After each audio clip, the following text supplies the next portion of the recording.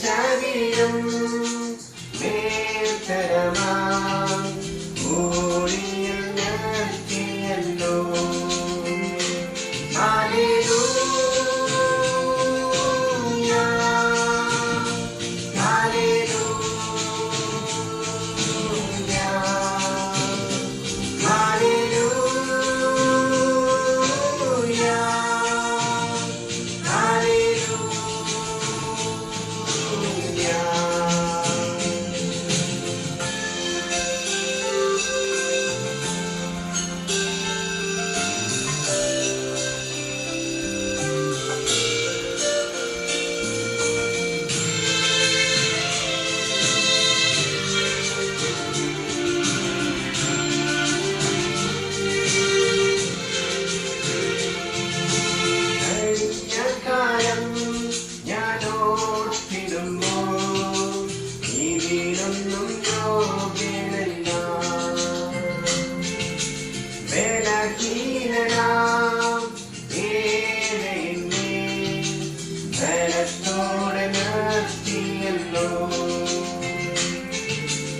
കഴിഞ്ഞ കാലം ഞാനോർത്തിടുന്നു, ഇതിനൊന്നും യോഗ്യനല്ല. ബലഹീനനാം എന്നെ ബലത്തോടെ നിർത്തിയല്ലോ. ഹല്ലേലൂയ, ഹല്ലേലൂയ,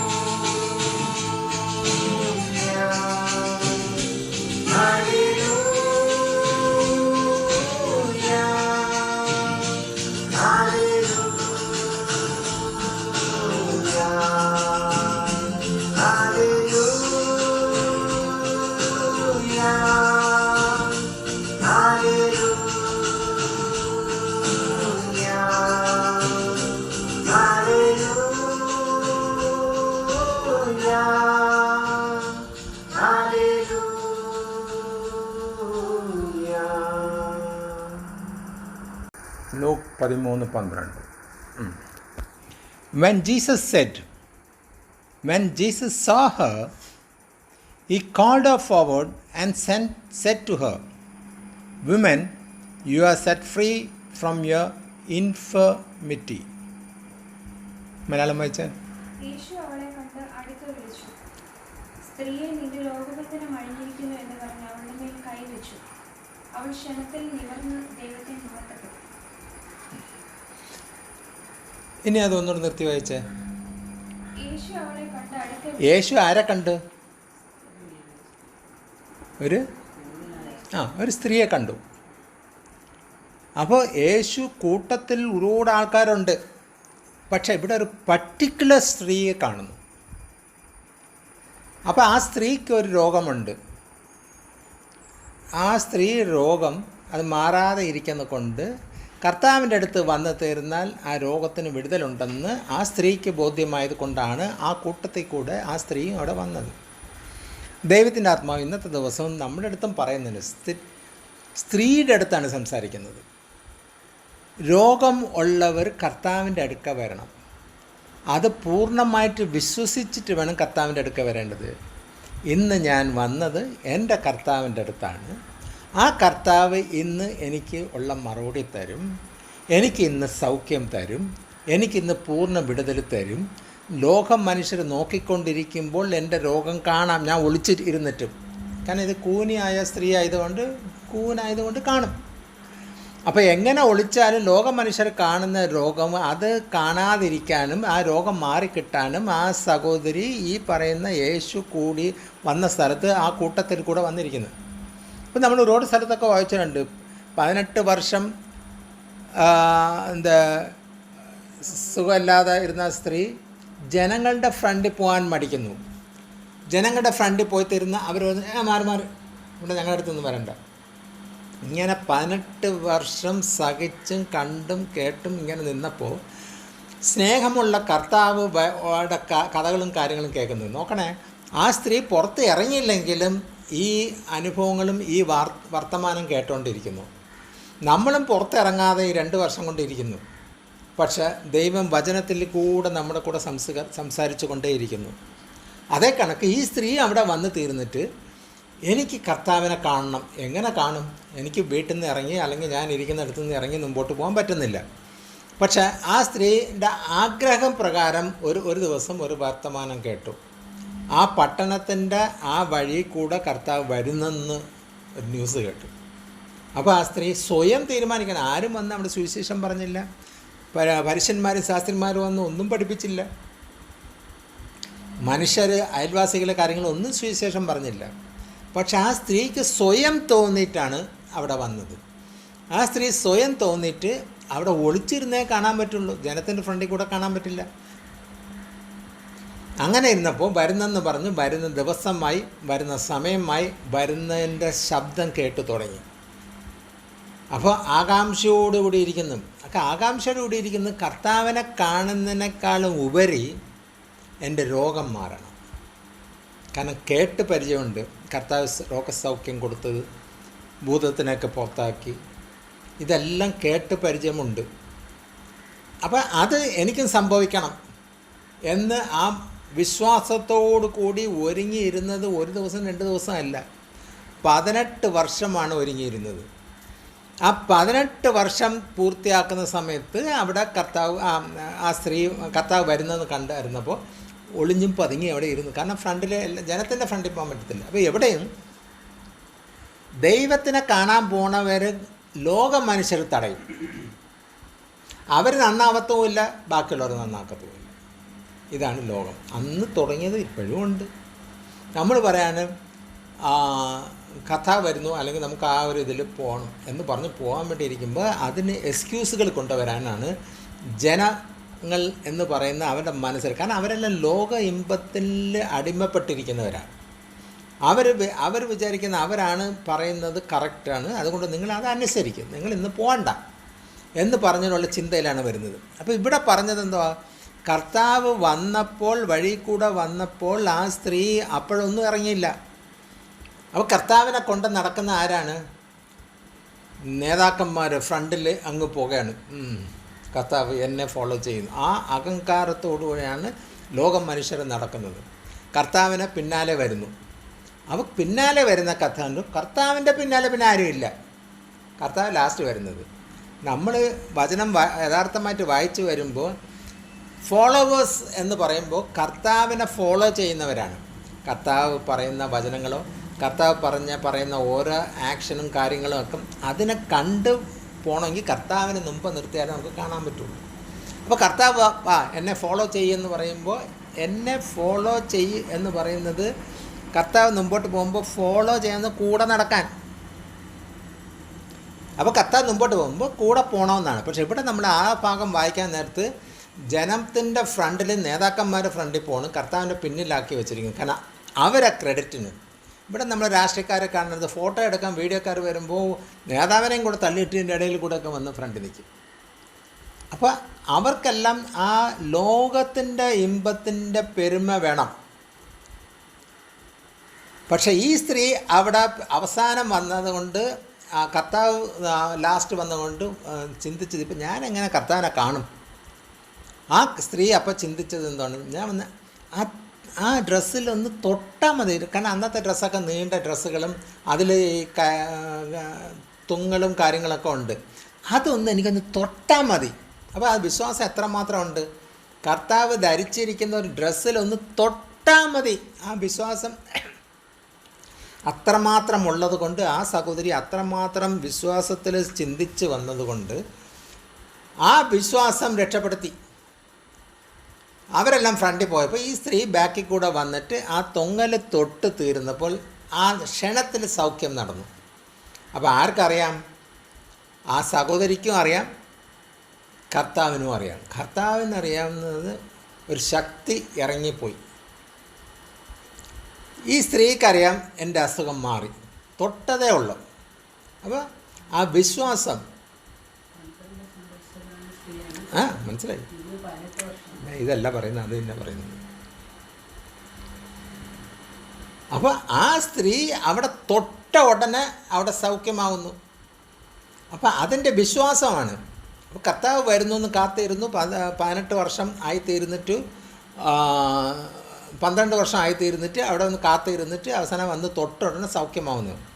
ദൈവത്തിൻ്റെ ആത്മാവ് ഇന്ന് നിങ്ങളുടെ അടുത്തും ചോദിക്കുന്നത് ഇതാണ്: നിങ്ങളിന്ന് വന്നിരിക്കുന്നത് സൗഖ്യമാകാനാണോ?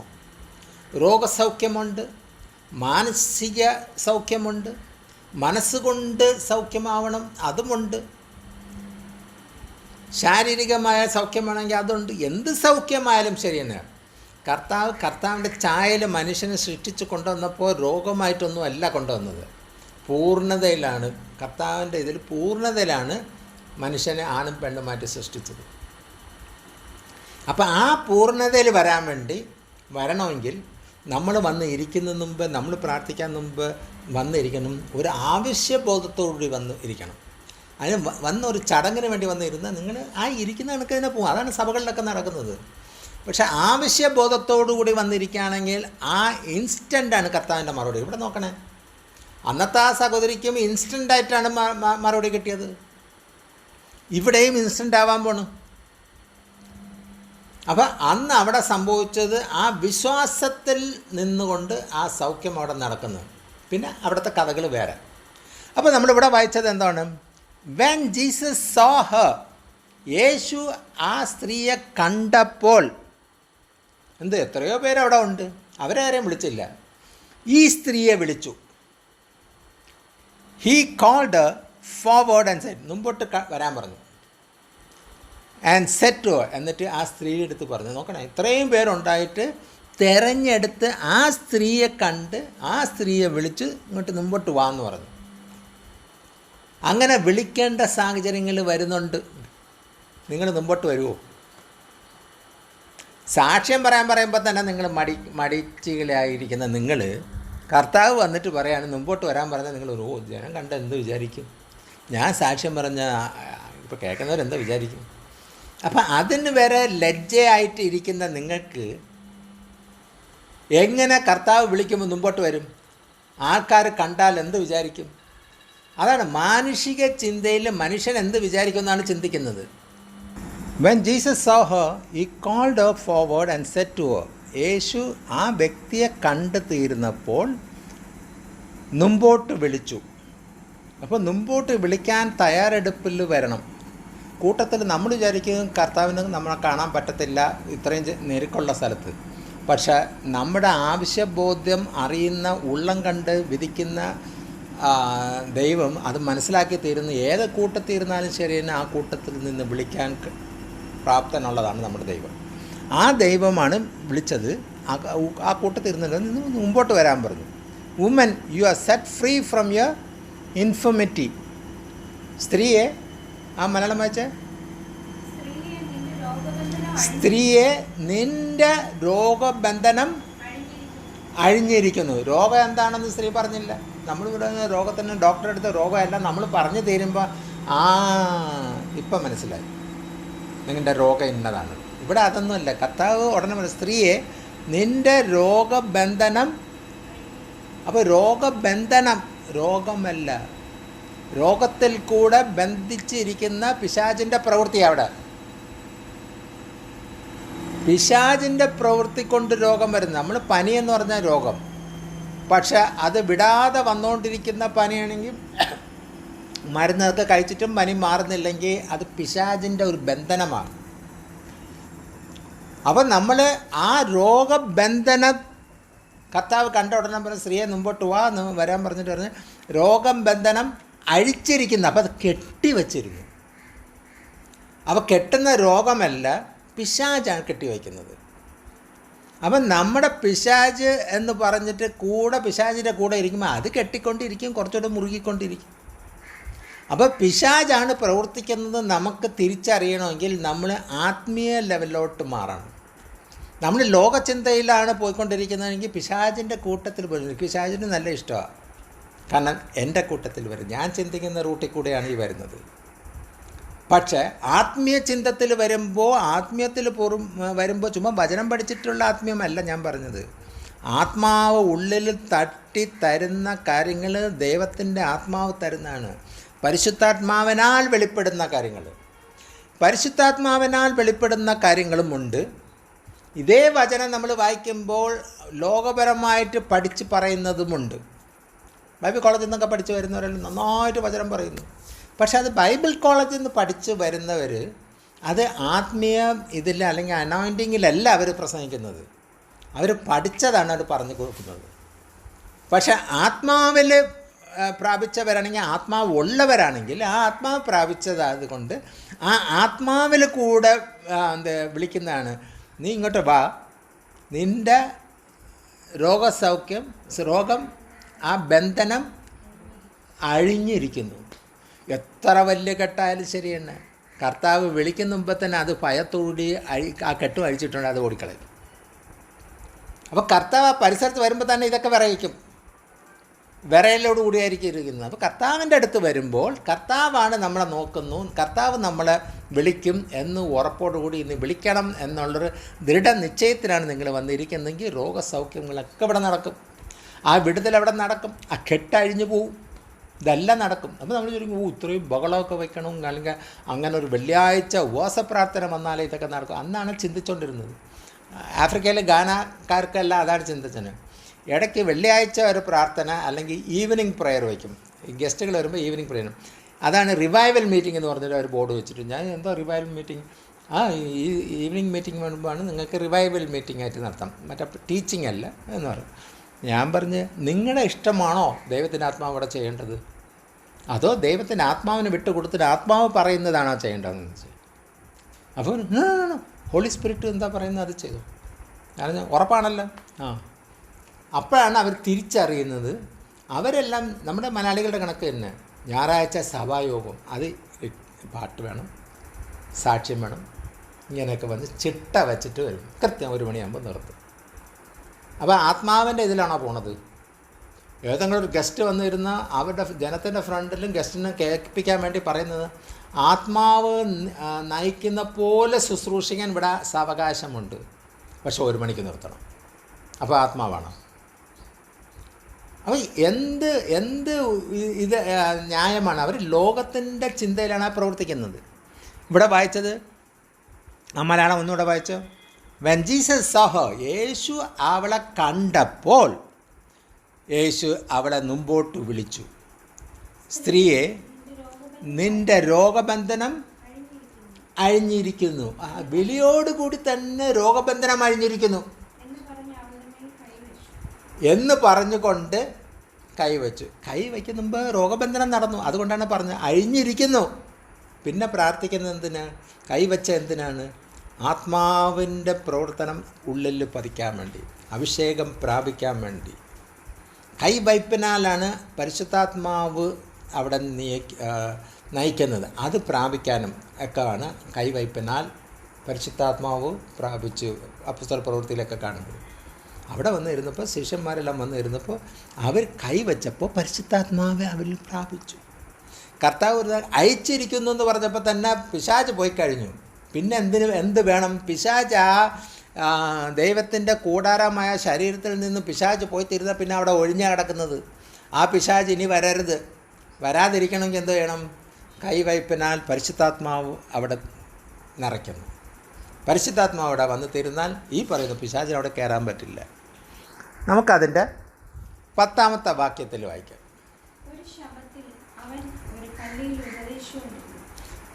ഒരു സെക്കൻഡ്, എന്താ വായിച്ചത്? ഒരു ശബത്തിൽ, ഓണ സബത്ത്, ഒരു പർട്ടിക്കുലർ സബത്ത് ദിവസം എന്ന് വെച്ചാൽ ഒരുപാട് സബത്ത് ദിവസങ്ങളിലുണ്ടായിട്ടുണ്ട്. ഒരുപാട് അത്ഭുത അടയാളങ്ങളൊക്കെ നടന്നിട്ടുണ്ട്. ഒരുപാട് സ്ഥലത്ത് കർത്താവ് അവിടെ സബത്ത് ദിവസം വന്നിട്ടുണ്ട്. പക്ഷേ ഇവിടെ എടുത്തു പറയുന്നു ഓണ സബത്ത്, ഒരു സബത്ത് ദിവസം, ഓണ Sabbath, Jesus was teaching in one of the synagogue. അന്നത്തെ കാലത്തിൽ പള്ളി എന്ന് പറയുന്ന സാധനം സിനഗോഗാണ്. അത് ഈ ജൂതന്മാരുടെ പള്ളിയാണ്. ആ സിനഗോഗ്, അവിടുത്തെ പള്ളിയിൽ പ്രസംഗം പീഠം എങ്ങനെ ഇരിക്കുന്നറിയാം? എല്ലാത്തിനങ്ങളും പൊക്കത്തിലൊരു കുറ്റി കണക്ക് ഇങ്ങനെ വെച്ചിട്ട് അതിൻ്റെ മുകളിൽ കയറിയ ആൾ വന്നിട്ട് അവിടെ ഒന്നാണ് ആൾക്കാർക്ക് ഇന്ന് ഓൾട്ടർ ഇവിടെയാണ് ഇരിക്കുന്നത്. എല്ലാം ഇരുമ്പ് കല്ലിലൊക്കെയാണ്, ഇരുമ്പ് കല്ലെന്ന് പാറക്കല്ലിലാണ് ചെയ്തു വെച്ചിരിക്കുന്നത്. ആ സിനഗോഗിൽ വന്നിട്ടാണ് പ്രസംഗിക്കും. ദൈവവചനം പ്രസംഗിക്കണമെങ്കിൽ അവരവിടെ വരണം. അവിടെ വന്ന് നിന്നിട്ടാണ് പ്രസംഗിക്കുന്നത്. എല്ലാവരെയും കാണുകയും ചെയ്യുക, അവിടെ പ്രസംഗിക്കുന്നത്. അപ്പോൾ ഇവിടെ പറഞ്ഞത് on A സെബത്ത് Jesus is teaching in one of the synagogue. എത്രയോ സിനഗോഗുകളുണ്ട്, അതിൽ ഒരു സിനഗോഗിൽ പഠിപ്പിച്ചു കൊണ്ടേയിരിക്കുന്നു. കർത്താവ് എവിടെ പോയാലും വചനം പറഞ്ഞുകൊണ്ടേയിരിക്കും, അതിൻ്റെ പൊരുൾ പറഞ്ഞുകൊണ്ടിരിക്കും, അത് പഠിപ്പിച്ചു കൊണ്ടിരിക്കും. ഗ്രഹിക്കുന്നവർ അത് ഗ്രഹിക്കും, അത് പഠിച്ച് അവരുടെ ജീവിതത്തിൽ അത് പ്രാക്ടിക്കലാക്കാൻ ശ്രമിക്കും. കാരണം പിതാവായ ദൈവം കർത്താവിൻ്റെ അടുത്ത് പറഞ്ഞു വിട്ടത് എന്താണ്? ആ വചനങ്ങളെല്ലാം കൊടുത്ത് പഠിപ്പിച്ച് വിട്ടിട്ട് ഇത് ഈ ജനത്തിന് കൊടുക്കാൻ, തിരഞ്ഞെടുത്ത ജനത്തിന് കൊടുക്കാൻ. അപ്പോൾ കർത്താവിന് എവിടെയൊക്കെ അവസരമുണ്ട് അവിടെയൊക്കെ ഇത് പറയും. ഇതാണ് ഈ നമ്മുടെ ആൾക്കാരും ചെയ്യുന്നത്.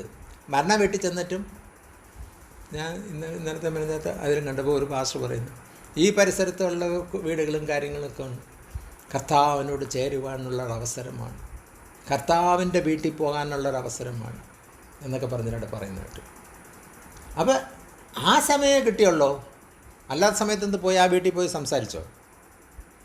അപ്പോൾ അതാണ് ലോകത്തിൻ്റെ പ്ലാൻ, ലോകത്തിൻ്റെ ഇമ്പോ അനുസരിച്ച് പോകും. മരണ വീട്ടിലുള്ള പാസ്റ്റർമാരെല്ലാം ഓടിക്കൊണ്ടുവരുന്നത് എന്തോന്ന്, എന്നിട്ട് പറയുന്നത് എന്താണ്? 1 മിനിറ്റ്. ഈ 1 മിനിറ്റ് അവരെന്ത് പറയും? ഞാൻ കഴക്കൂട്ടത്തെ ചർച്ച് ഓഫ് ഗോഡിൻ്റെ പാസ്റ്ററാണ്, ഇത്ര വർഷം കൊണ്ട് അവിടെ നിൽക്കുന്ന PMG ചർച്ചിൻ്റെ പാസ്റ്റർ. അപ്പോൾ 1 മിനിറ്റ് ആയില്ലേ? പിന്നെ എന്ത് പറയാൻ അവിടെ ഇരിക്കുന്നു? എന്നിട്ട് ആ പാസ്റ്റർ ആ മക്കളെ എല്ലാം പറഞ്ഞപ്പോൾ, ഈ സാധാരണ 1-2 മക്കളുണ്ട്, 2 പേരുടെ പേര് പറഞ്ഞാൽ മതി.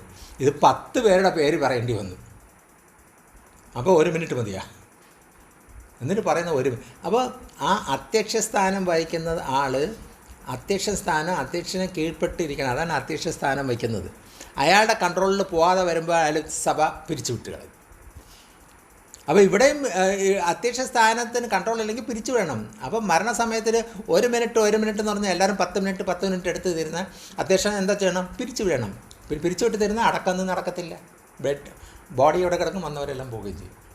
ഇതാണ് ഞാൻ എപ്പോഴും പറയുന്നത്. ഈ പാസ്റ്ററിന് രോഗസൗഖ്യ ശുശ്രൂഷ ഉണ്ടല്ലോ, എന്തുകൊണ്ട് ഇവിടെ നടത്തുന്നില്ല? നടത്താം, ഞാനല്ല നടത്തുന്നത്, ആത്മാവ് പ്രേരിപ്പിച്ചാൽ നടക്കുക. പക്ഷെ നമുക്കൊരു പ്രോബ്ലം ഉണ്ട്. 2 മണിക്കൂരേ ഉള്ളൂ. പാസ്റ്ററിന് സുവിശേഷം പ്രസംഗം വയ്ക്കണം, കത്രിമേശ എടുക്കണം, അല്ലെങ്കിൽ ഇതെല്ലാം കഴിഞ്ഞിട്ട് സ്വോത്രം കഴിച്ചാൽ വെട്ട് കളയാൻ പറ്റത്തില്ലല്ലോ, അതും എടുക്കണം. എല്ലാം എടുത്ത് തരുമ്പോൾ എനിക്ക് സമയം തന്നു ശുശ്രൂഷ. തുടക്കം തന്നെ കൈ വെച്ചപ്പോൾ ഒരു ഭൂതം അങ്ങ് ഇളകിയെന്ന് വെച്ചോ, മണി 8 ആവുകയും ചെയ്തു.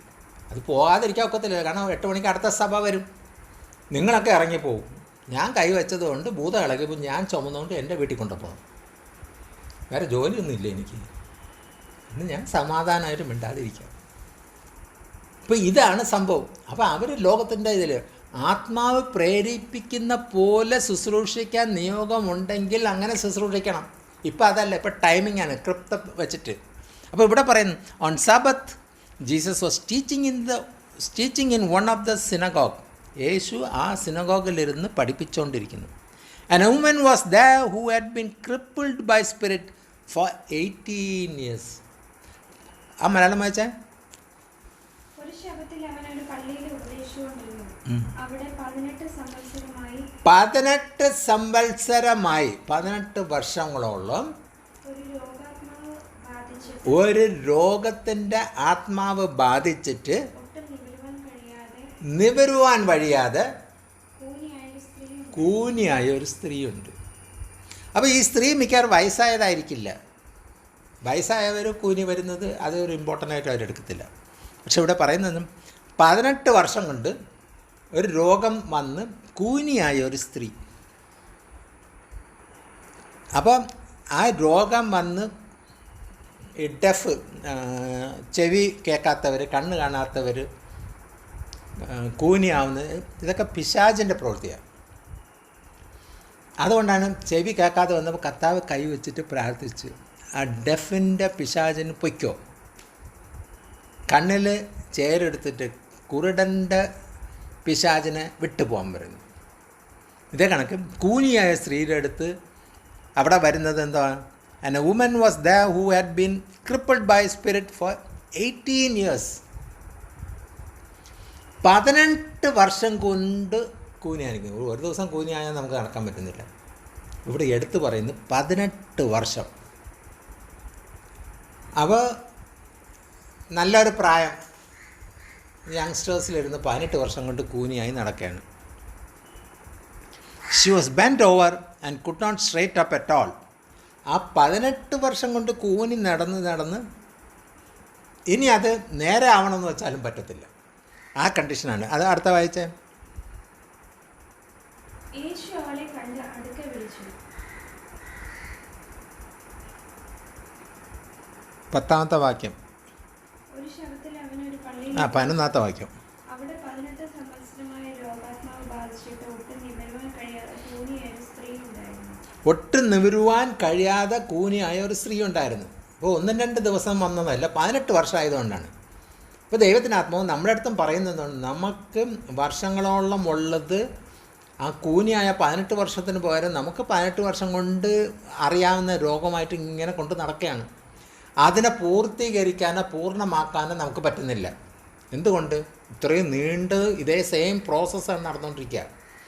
നമ്മൾ രാവിലെ 6 മണിക്ക് കഴിച്ച് ബ്രേക്ക്ഫാസ്റ്റ് കഴിക്കുമ്പോൾ ഓട്ടോമാറ്റിക്കലി എണീറ്റ് തരുമ്പോൾ 6 മണിയാകുമ്പോൾ നമുക്ക് വിശപ്പ് വരും.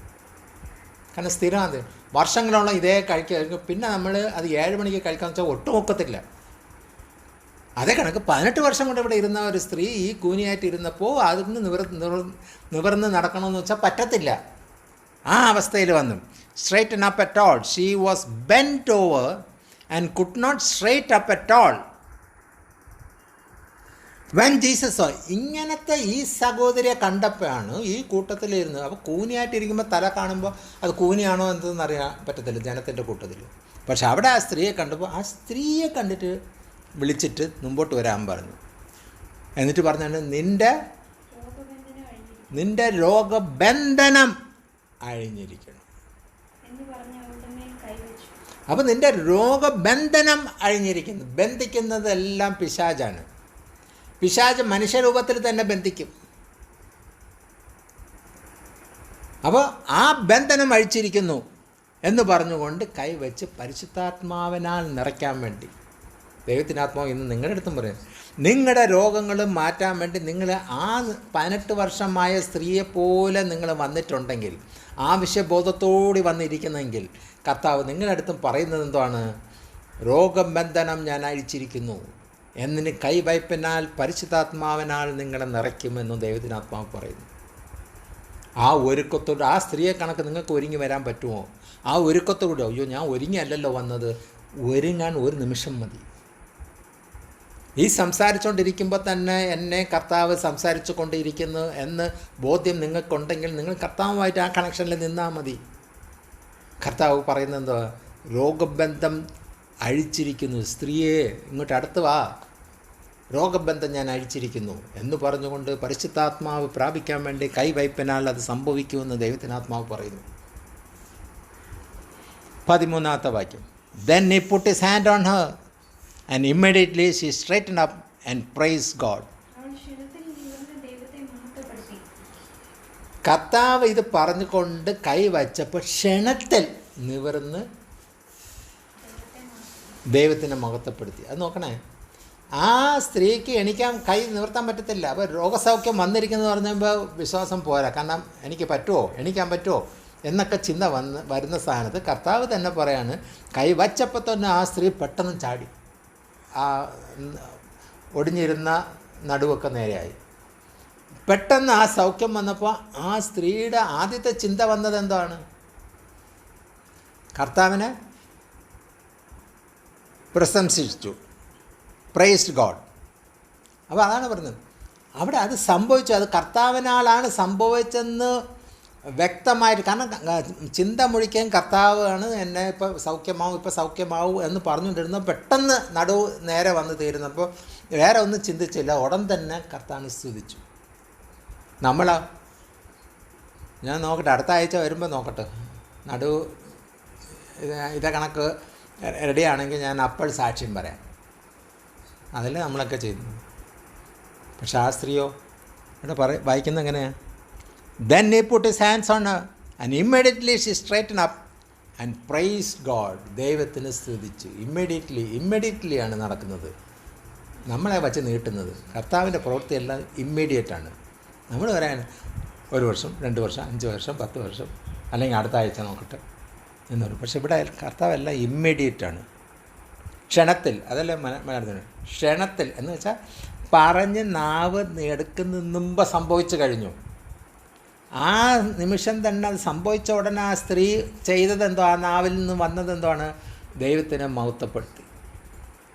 അതാണ് ആ കണക്ഷൻ അങ്ങനെ ഉള്ളത് കൊണ്ടാണ് അതൊക്കെ സംഭവിക്കുന്നത്. നമ്മളതൊന്നും അല്ല. നമ്മൾ സൗഖ്യമാവട്ടെ പിന്നീട് നോക്കട്ടെ, അത് ചേരുന്ന കർത്താവിൻ്റെ ജോലിയല്ലേ. 14-ാമത്തെ വാക്യം.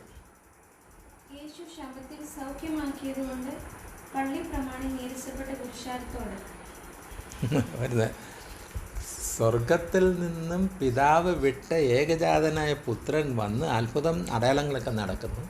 സബത്ത് ദിവസം ഈ രോഗിക്ക് സൗഖ്യം കൊടുത്തപ്പോൾ ആർക്കൊക്കെ എറിവ്? പള്ളിപ്രമാണികൾ. ആരാ? നമ്മുടെ ഇതിലാണെങ്കിൽ ഓവർസീരും പാസ്റ്ററും മൂപ്പന്മാരും സെക്രട്ടറിമാരും ആദ്യം പ്രാർത്ഥിക്കുന്നവർ, അന്യഭാഷയിൽ ഉറച്ചു വിളിക്കുന്നത്, അതൊക്കെ പ്രമാണിമാരാണ്. മൗനമായിട്ട് വന്നിരുന്ന് പോണവർ അവരാരുമല്ല. അപ്പോൾ ഈ പ്രമാണിമാർക്കാണ് എന്തെന്ന് കെറിവ്. അതിന് വേറെ മലയാളം എന്താ പറയും? നീരസം. കാരണം ഇതാരും ഇയാൾ വന്ന ഉടനെ ഇതൊക്കെ ചെയ്യുന്നത്, അതും സബത്ത് ദിവസം. സബത്ത് ദിവസത്തോട് അതാണ് ഞാൻ നേരത്തെ പറഞ്ഞത്. സൺഡേ യോഗം ഇങ്ങനെ നടക്കാവോ? വിടുതലിൻ്റെ യോഗം വെള്ളിയാഴ്ച ഉപവാസ പ്രാർത്ഥന. അപ്പോൾ ഉപവാസ പ്രാർത്ഥന അല്ല അത് വിടുതലിൻ്റെ ശുശ്രൂഷയാണ്. അതിന് സമയമില്ലല്ലോ. വീട്ടിൽ ജോലിയും കൂലിയും ഇല്ലാത്തവർ വരിക, വന്ന് തരുന്ന അവർ 10 മണിക്ക് തുടങ്ങി 12, 1 മണി, 2 മണി ഇങ്ങനെ പോവും. അവിടെ വല്ല വിടുതലും എല്ലാം നടക്കുകയാണ്. അപ്പോൾ ഈ ഇതിന് വേണ്ടിയാണ് വെള്ളിയാഴ്ച വയ്ക്കുന്നത്. അതേ കണക്കാണ് ഇവർക്ക് ഒരു ദിവസം ഉണ്ടായിരുന്നു, സബത്ത് ദിവസം. അപ്പോൾ സബത്ത് ദിവസം ദൈവത്തിൻ്റെ പ്രവൃത്തിയല്ലേ അവിടെ ചെയ്തത്. നിങ്ങൾ 6 ദിവസം ജോലി ചെയ്യുന്നു, 7-ാമത്തെ ദിവസം ദൈവത്തിന് വേണ്ടി മാറ്റി നിർത്തുക. ആ 7-ാമത്തെ ദിവസം ദൈവത്തിന് വേണ്ടി മാറ്റി നിർത്തുന്ന വീഞ്ഞും ബ്രെഡും കഴിക്കാൻ വേണ്ടിയല്ല. അത് കർത്താവ് നിങ്ങൾ ദൈവത്തിൻ്റെ നാമത്തിൽ കൂടി വരുമ്പോൾ ഒക്കെയും ഇത് ചെയ്യണം. അത് ചെയ്തു വരുമ്പോൾ അരമണിക്കൂർ ഏറ്റവും കുറഞ്ഞത് തീരും. അതുകൊണ്ട് അതിന് നേരമില്ല. പിന്നെ എന്തിനാ നേരം? നമുക്ക് കെട്ടിടപ്പണിയുണ്ട്, പൂർത്തിയായില്ല. ബാങ്കിൽ പലിശയും കൊടുക്കാനുണ്ട്. തരാൻ വാഗ്ദാനം ചെയ്തവരെല്ലാം എത്രയും പെട്ടെന്ന് അത് പറയാൻ എത്ര മണിക്കൂർ വേണമെങ്കിലും നിൽക്കും. പക്ഷെ ഇവിടെ പറയുന്നത് 6 ദിവസം നിങ്ങളെ ജോലി ചെയ്തോ, 7-ാമത്തെ ദിവസം ദൈവത്തിന് വേണ്ടി മാറ്റി വയ്ക്കുന്ന ഒരു ദിവസമാണ് ഇവിടെ സബത്ത്. ഈ സബത്ത് ദിവസം വന്നു തീരുന്നപ്പോൾ, ആ ദിവസം രോഗസൗഖ്യം കൊടുത്തു തീരുന്നപ്പോൾ ജനത്തിന് ഇഷ്ടപ്പെട്ടില്ല. പിശാച് അവിടെയും പ്രവർത്തിക്കും. എറുമ്പിൻ്റെ രൂപത്തിലൊക്കെ വരും. അപ്പോൾ എന്ന് വെച്ചാൽ നിങ്ങൾ ശ്രദ്ധ ഇങ്ങോട്ടല്ല. പിശാച് പറയുന്നത് എന്നെ മറക്കുന്ന, ഞാൻ അവിടെ ഉണ്ട്. അപ്പോൾ എങ്ങനെ മനസ്സിലായി? ഞാൻ എറുമ്പ് വെച്ച് ആ ഡിസ്റ്റർബൻസ് മാറ്റിയില്ലേ. അയ്യോ എന്ന് പറഞ്ഞാൽ എറുമ്പ് കടിക്കാനെടുത്ത് മാറ്റാതിരിക്കണ്ടേ. അപ്പോൾ എന്നാലും വാക്യം ഒന്നുകൂടെ വായിച്ചേ. യേശു സബത്തിൽ സൗഖ്യമാക്കിയത് പള്ളിപ്രമാണികൾ. അത് നോക്കണം, ആ വാക്കുകളുണ്ട്. യേശുവിനെ മാത്രം പേര് മാത്രം വിളിച്ചോളൂ. യേശു സബത്ത് ദിവസം, അത് ഒരു തോമസ് സബത്ത് ദിവസം എന്ന് പറയുന്നത്. യേശു സബത്ത് ദിവസം അവിടെ സൗഖ്യമാക്കിയപ്പോൾ പള്ളിപ്രമാണികൾ, അതിന് ഇമ്പോർട്ടൻസ് ആണ്. പാസ്റ്റർമാരെ വിളിക്കണം, ബഹുമാനത്തോടെ വിളിക്കണം. സുരേഷ് ഗോപിയെ സെല്യൂട്ട് ചെയ്യണം. നിനക്ക് ബഹുമാനമുണ്ടെങ്കിൽ നീ വിളിച്ചു വരുത്തിക്കേണ്ട കാര്യമല്ല. നിനക്ക് സെല്യൂട്ട് കിട്ടിയില്ലെങ്കിലും ബഹുമാനം ഉണ്ടെങ്കിൽ ജനത്തിനറിയാം റെസ്പെക്റ്റ്ഫുള്ളാണ്. അതേ കണക്ക് പാസ്റ്റർമാരും സഭയിലെ വിശ്വാസികളാണ്. അയാൾ കറക്റ്റാണെങ്കിൽ അവർ റെസ്പെക്റ്റ് ചെയ്യും. അങ്ങനെ പള്ളിപ്രമാണികളെ അവർക്കാണ് നീരസം. അവർക്ക് എപ്പോഴും നീരസം. അവരുടെ സ്റ്റൈലിൽ, ലോകചിന്തയിൽ നമ്മൾ സ്റ്റെപ്പ് വെച്ചിട്ടുണ്ട്. ഇത്ര മണിക്ക് തുടങ്ങണം, ഇത്ര മണിക്ക് തീരണം, ഇത്ര സമയം ഇത് നടക്കണം, ഇത്രയും കാര്യങ്ങൾ നടക്കണം എന്ന് പറഞ്ഞ് ചിട്ട വച്ചിരിക്കുന്ന ആ ചിട്ട തെറ്റുന്നതുകൊണ്ട് അവർക്ക് നീരസം. അടുത്തത് എന്നിട്ട് നീരസപ്പെട്ടിട്ട് പിന്നെ അവരുടെ ജോലി എന്താ? ആ പറയുന്ന പാസ്റ്ററിൻ്റെ അടുത്തല്ല പറയുന്നത്, ആ പറയുന്ന യേശുവിൻ്റെ അടുത്തല്ല പറയുന്നത്, പുരുഷാരത്തോടുകൂടി അവരിതൊക്കെ നോക്കിയപ്പോൾ രോഗസൗഖ്യം അവിടെയൊക്കെ നടന്നു തീരുന്നപ്പോൾ ഇത് ശരിയല്ലല്ലോ. അങ്ങനെ തിരിഞ്ഞ് ജനത്തിൻ്റെ അടുത്ത്, പള്ളിപ്രമാണിയല്ലേ, പള്ളിപ്രമാണിയിരുന്ന ജനത്തിൻ്റെ അടുത്ത് എന്താ പറഞ്ഞത്? വേല ചെയ്യുവാൻ 6 ദിവസമുണ്ടല്ലോ, ആ അതിനകം വന്ന് സൗഖ്യം വരുത്തിക്കൊള്ളുകയും ശവത്തിലരുതെന്ന് പറഞ്ഞു. അവർ പറഞ്ഞെന്താണ്?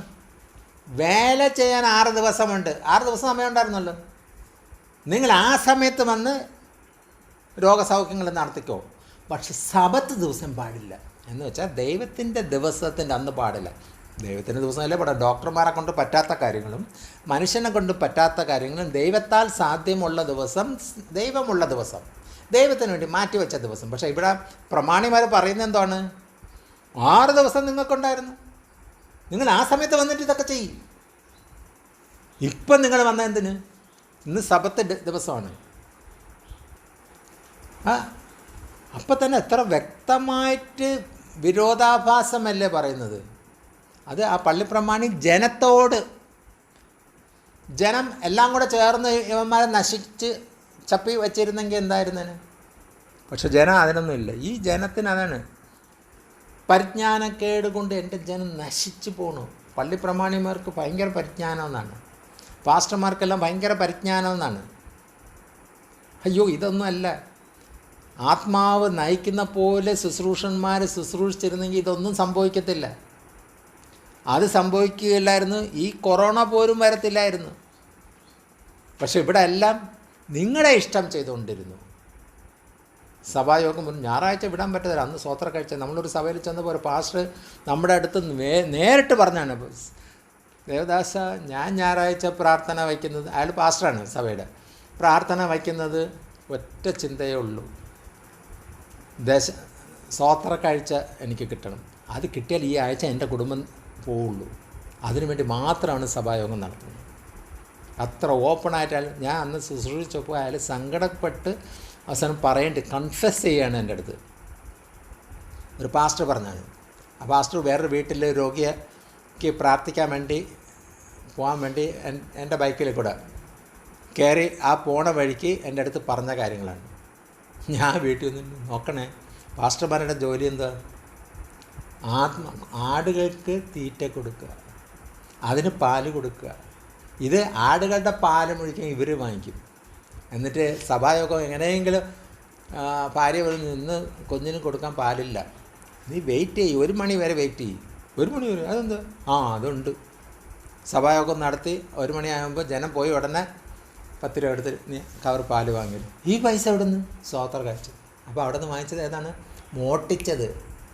ആലയത്തിൻ്റെ പണ്ടാരത്തിൽ നിന്ന് നീ മോട്ടിച്ചു. ആലയത്തിൽ ഇടുന്ന പൈസ ആലയത്തിൻ്റെ ആവശ്യത്തിനാണ്, അല്ലാതെ ആദ്യം എടുത്തത് എന്തിന്? പാസ്റ്റിൻ്റെ ആവശ്യത്തിന് വേണ്ടിയാണ്. അപ്പം ഞായറാഴ്ച സഭ അങ്ങനെ പ്രാർത്ഥിക്കാൻ, അയ്യോ മാസത്തിൽ 4 ഞായറാഴ്ചയ്ക്ക് വരെ ഒരു 6 ഞായറാഴ്ച ഉണ്ടായിരുന്നെങ്കിൽ അത്രയും പൈസ കിട്ടിയെന്നെ. ഇതാണ് ചിന്തകളല്ല. അപ്പോൾ ഇവിടെ വായിച്ചത് എന്താണ്? 14. അവർക്ക് സബത്ത് ദിവസം യേശു സൗഖ്യമാക്കിയത് കൊണ്ട് ഇഷ്ടപ്പെടുന്നില്ല.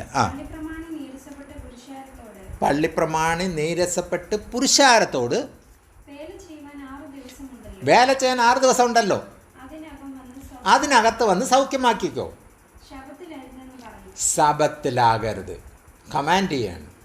ഇവന്മാരാരും ഇത് കമാൻഡ് ചെയ്യാൻ? കമാൻഡും വചനം സൗഖ്യമാക്കുന്നവൻ്റെ രാജാവിൻ്റെ മകൻ ഇരിപ്പുണ്ട് ഇവിടെ, യേശു. അത് മിണ്ടാതിരുന്ന് സൗഖ്യമാക്കി കൊടുക്കുന്നു. കമാൻഡ് ചെയ്യാൻ ഇവിടെ കുറച്ച് പ്രമാണിമാർ ഇരിപ്പുണ്ട്. ഇതാണ് ഈ പ്രമാണിമാരെ കാണുമ്പോൾ എനിക്ക് കലിയും ദേഷ്യവും വരുന്നത്. അടുത്തത് എന്താണ്? Lord answered him. അയ്യോ, യു കപടഭക്തിക്കാരെ, യു ഹൈപ്പോക്രൈറ്റ്സ്. ആരുടെ അടുത്ത് പറയുന്നത്? ജനത്തിൻ്റെ അടുത്തും പള്ളിപ്രമാണിമാരും എല്ലാം കൂടെ കപടഭക്തിക്കാരെ. ഇതല്ല ഞാൻ എപ്പോഴും പറഞ്ഞുകൊണ്ടിരിക്കുന്നത്. വേണ്ട, നിങ്ങൾ പറയുന്നത് ഞാൻ എല്ലാവരെയും വിധിക്കുകയാണ്, എല്ലാവരെയും ദേഷ്യപ്പെടുന്നത്. ഈ കപടഭക്തിക്കാരെ ആര്? യേശു പറയാണ്. കപട ഭക്തിക്കാരെ, ഭക്തിയുടെ വേഷം ധരിച്ചു വച്ചിരിക്കുന്ന എല്ലാം കപട ഭക്തിയാ.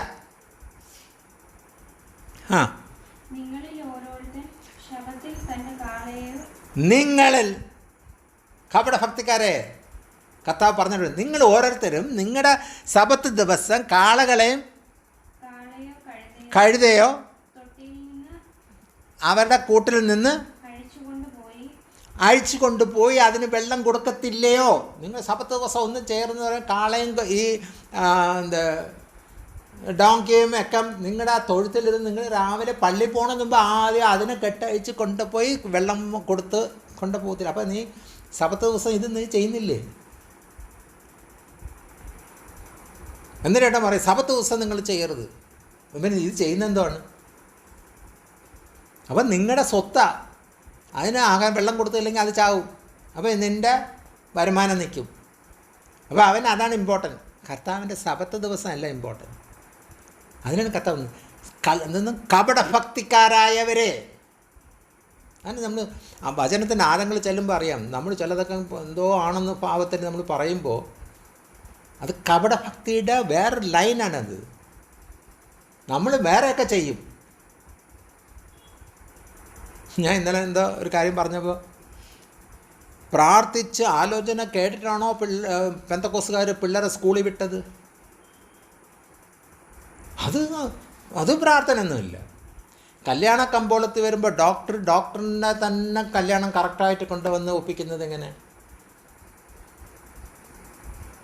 10 പോലും എത്താത്ത ഒരു പയ്യൻ പോസ്റ്റ് ഗ്രാജുവേറ്റ് ഡിഗ്രിക്കാരിയെ കെട്ടാൻ പോകാത്തത് എന്തൊക്കെയാണ്? പ്രാർത്ഥിച്ച് ദൈവാലോചന കിട്ടിയിട്ടാണ് ഞങ്ങൾ കെട്ടുന്നത്. അവ ആദ്യം തിരക്കും, എല്ലാം തിരക്കി പിടിച്ച് എല്ലാം ഇരുന്ന് ഇതോ ദൈവാലോചന. അതെന്ന് നമ്മൾ ലോകത്ത് കാണുന്നില്ലേ? ഇതൊക്കെ നമ്മുടെ കൂട്ടത്തിൽ നടക്കുന്നില്ലേ? ഇവരെ നമ്മൾ എന്ത് പറയണം? കപട ഭക്തിക്കാരായുള്ളവരെ, സബത്ത് ദിവസം നിങ്ങളുടെ പശുവിനെ ആടിനെയൊക്കെ നിങ്ങൾ കൊണ്ടുപോയി വെള്ളവും വയ്ക്കലും ഒക്കെ കൊടുക്കുക, നിങ്ങൾക്കറിയാം. അപ്പോൾ ഒരു ഹോസ്പിറ്റലിലൊന്നും രോഗം നടക്കാതെ വന്ന് തീരുന്നപ്പോൾ പിന്നെ രോഗം നടക്കുന്ന കർത്താവിൻ്റെ അടുത്ത് ചെന്നാലേ പറ്റുള്ളൂ. അവർ അവിടെ വന്നപ്പോൾ നിങ്ങൾ വിലക്കുന്നു, സബത്ത് ദിവസം പാടില്ലെന്ന്. ദൈവസന്നിധിയിൽ പോണ ദിവസം 7ാമത്തെ ദിവസമാണെന്ന് ബൈബിളിൽ പറയുന്നു, നിങ്ങളും പഠിപ്പിക്കുന്നു സബത്ത് ദിവസമാണ്. അപ്പോൾ ആ ദിവസമല്ലേ എനിക്ക് വരാൻ പറ്റുള്ളൂ. പക്ഷേ പള്ളി പ്രമാണിമാർ കപട ഭക്തിക്കാരായവർ പറയുന്നത് എന്താണ്? നിങ്ങളെന്തിനാ ഇപ്പോൾ വന്നത്? ഈ 6 ദിവസം ഉണ്ടായിരുന്നില്ലേ? നിങ്ങൾക്ക് അന്ന് വന്നൂടെ? ഞാൻ പറയുന്നതെല്ലാം പിടികിട്ടുന്നു.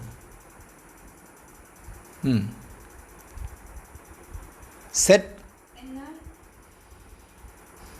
The synagogue leader said to the people, "There are 6 days for work, so come and be healed on those days, not on the Sabbath." 15ാമത്തെ വാക്യം. The Lord answered him, "You hypocrites, doesn't each of you on the Sabbath untie your ox or donkey from the stall and lead it out to give it water?" നിങ്ങൾ ചെയ്യത്തില്ലയോ? നിങ്ങളുടെ ആ ഇതിലിരിക്കുന്ന പശുവിനെയും കാളയൊക്കെ വെളിയിൽ കൊണ്ടുപോയി നിങ്ങൾ വെള്ളം കൊടുക്കാൻ വേണ്ടി കൊണ്ടുപോകത്തില്ലയോ? ആര് ചോദിക്കുന്നു? കർത്താവ് ചോദിക്കുകയാണ്. സിമ്പിളായിട്ടുള്ള ചോദ്യങ്ങളാണ്. 16ാമത്തെ. Then should not this woman, a daughter of Abraham, എബ്രഹാമിൻ്റെ സന്തതിയിൽപ്പെട്ട ഈ സ്ത്രീ, whom Satan has kept bound for 18 long years, സാത്താൻ 18 നീണ്ട വർഷം അടിമയാക്കി വച്ചിരുന്നതിന് ഈ സ്ത്രീക്ക് എബ്രഹാമിൻ്റെ സന്തതി ആയതുകൊണ്ടും വന്നുകൂടെ? ബി സെറ്റ് ഫ്രീ, സബത്ത് ദിവസം വന്നിട്ട് സ്വാതന്ത്ര്യം കിട്ടിക്കൂടെ? ഫ്രം വാട്ട് ബൗണ്ട് ഹർ, അവളെ എന്തുകൊണ്ട് ബന്ധിച്ചിരിക്കുന്നത്?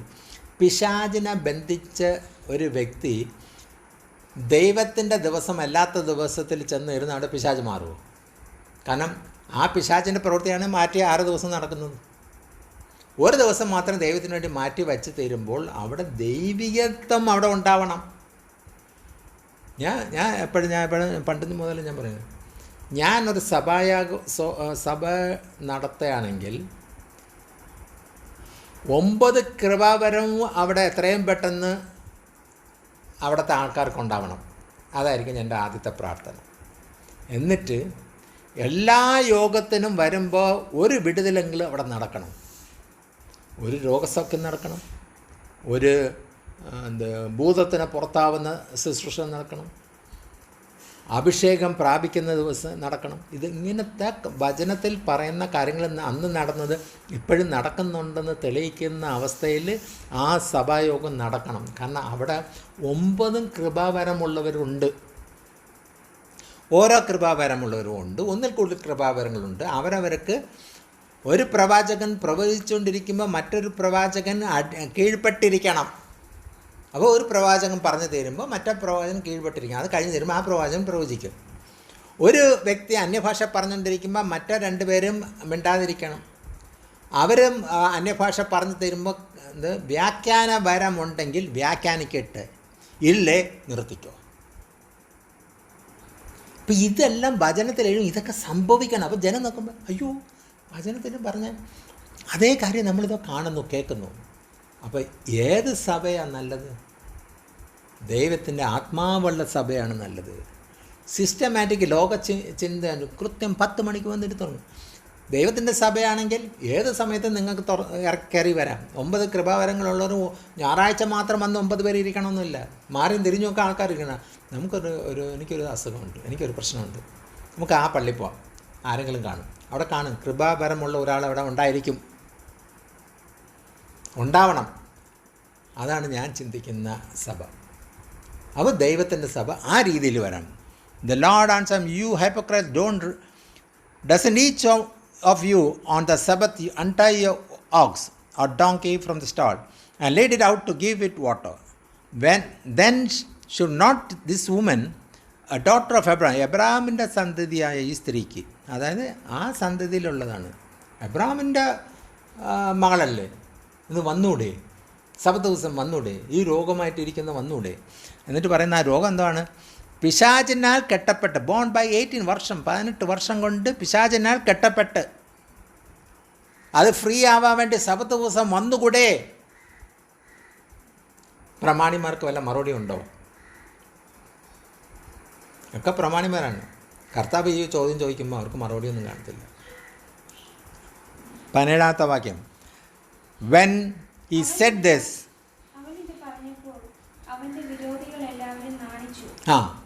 കർത്താവ് ഇത്ര സിമ്പിൾ കാര്യമേ പറഞ്ഞുള്ളൂ. സാധാരണ പറയുമ്പോൾ ഉപമകളോട് കൂടിയൊക്കെയാണ് പറയുന്നത്. ഇവിടെ സിമ്പിളായിട്ട് പറഞ്ഞപ്പോൾ എല്ലാവർക്കും മനസ്സിലായി. ഇത് പറഞ്ഞപ്പോൾ ആര് നാണിച്ചു? വിരോധികളെല്ലാം ലജ്ജയായിപ്പോയി, നാണിച്ചു. അയ്യേ, നമ്മൾ ചോദിക്കേണ്ടിയില്ലായിരുന്നു.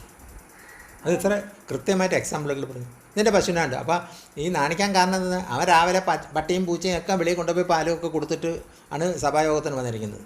10 മണിക്ക് വരാനുള്ള 10:30 വന്നത്.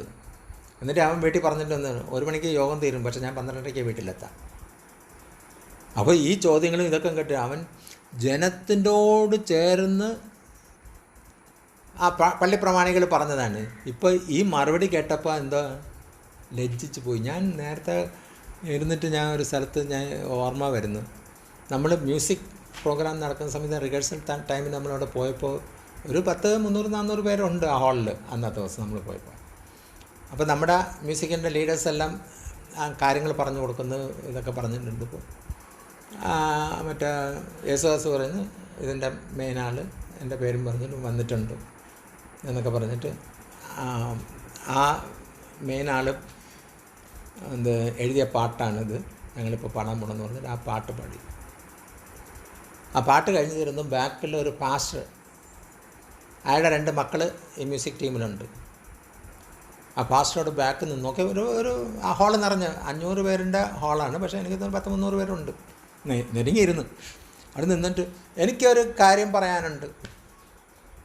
അപ്പോൾ അതിനുമ്പ് ചില കാര്യങ്ങൾ ചിലവർ അവിടെ ഇവിടെയൊക്കെ ചോദിച്ചപ്പോൾ ഇവർ മറുപടി പറഞ്ഞുള്ളൂ. പക്ഷേ ഈ പാസ്റ്ററിനൊരു, എൻ്റെ 2 മക്കൾ ഈ ടീമിൽ പാടുന്നുണ്ട്. ആ 2 മക്കൾ ഇതിപ്പോൾ എറണാകുളത്താണ് പ്രോഗ്രാം എന്ന് പറയുന്നു. നിങ്ങൾ എറണാകുളത്ത് കൊണ്ടുപോയി പ്രോഗ്രാം കഴിഞ്ഞിട്ട് രാത്രിയൊക്കെയാണ് വരുന്നത്. അവരുടെ സുരക്ഷ ആര് ഏറ്റെടുക്കും എന്ന് പറഞ്ഞിട്ട് ബാക്കിൽ നിന്നുണ്ട്. എല്ലാവരും ഇങ്ങനെ കേട്ടോണ്ടിരിക്കുന്നു. അപ്പോൾ ഈ നമ്മുടെ പാർട്ടിക്കാർക്ക് അവർക്ക് മറുപടി കറക്റ്റായിട്ട് പറയാൻ എന്തോ ചെയ്യണമെന്ന് പറഞ്ഞിട്ട് ഇങ്ങനെ ഇരുന്നു. അതുകൊണ്ട് ഞാൻ അവരുടെ ഇടയിൽ അപ്പുറത്ത് നിന്നിട്ട് ഞാൻ കൈ കാണിച്ചിട്ട് ഞാൻ വരുന്നതാണ്. ഞാൻ വന്ന സ്റ്റേജിലുണ്ട്. ഞങ്ങൾ ദൈവത്തിനെ സ്തുതിക്കാനുള്ള പാട്ടുകളാണ് പ്രാക്ടീസ് ചെയ്ത് പാടുന്നത്. അത് ദൈവത്തിനെ സ്തുതിക്കാനുള്ള പ്രത്യേക രീതിയിൽ അങ്ങനെ ഒരു നിയോഗം കിട്ടിയതുകൊണ്ട് പാടുന്നു. പക്ഷെ നിങ്ങളുടെ പെൺകുട്ടികൾ ഞങ്ങളുടെ കൂടെ പാടാൻ വന്നതിന് നല്ലതാണ്. നിങ്ങൾക്ക് ആ പാട്ടിന് നിങ്ങൾ ദൈവത്തിനെ സ്തുതിക്കാൻ വേണ്ടി വന്നത്. പക്ഷേ നിങ്ങളുടെ പെൺമക്കൾ എറണാകുളത്ത് വന്ന് തരുമ്പോൾ പ്രോഗ്രാം കഴിഞ്ഞ് രാത്രിയാകുമ്പോൾ അവർക്ക് സുരക്ഷിതം ആര് കൊടുക്കാമെന്ന് പറഞ്ഞാൽ ഞാൻ കൊടുക്കത്തില്ല, ഞങ്ങളുടെ ടീമും കൊടുക്കില്ല. നിങ്ങളുടെ മക്കളെ നിങ്ങൾക്ക് വിശ്വാസമില്ലെങ്കിൽ ദയവ് ചെയ്ത് അയക്കല്ലേ. ഞങ്ങൾക്ക് അവിടെ സുരക്ഷിതം ഒരുക്കുന്ന ജോലിയല്ല. ഞങ്ങൾക്ക് ദൈവത്തിന് സ്തുതിക്കാൻ വേണ്ടി പാട്ട് പ്രാക്ടീസ് ചെയ്ത് അവിടെ പോയി പാട്ട് പാടാൻ വേണ്ടിയാണ്.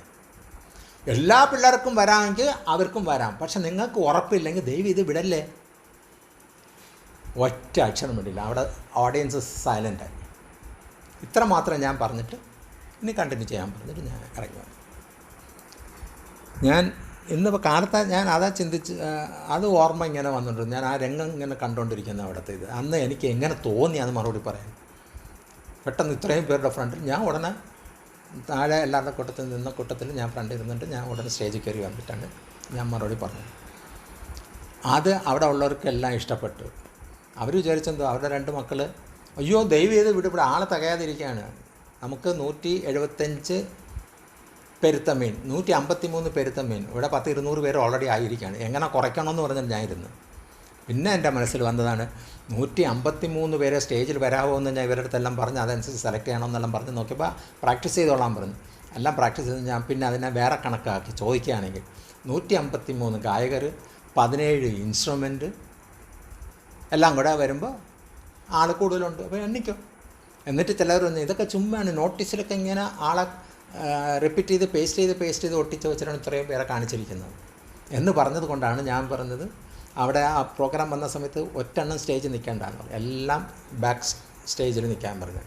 പ്രോഗ്രാം തുടങ്ങാൻ വേണ്ടി അതിൻ്റെ ഇതൊക്കെ വന്ന് തിരുന്നപ്പോൾ 2 വരിയായിട്ട് എല്ലാവരും നടക്കാൻ തുടങ്ങി. എണ്ണാൻ കഴിവുള്ളവർ എണ്ണിക്കോ. കാരണം സൗത്ത് ഇന്ത്യയിൽ ഇങ്ങനെ ഇത്രയും പേരെ വച്ചിട്ട് നടക്കത്തില്ല.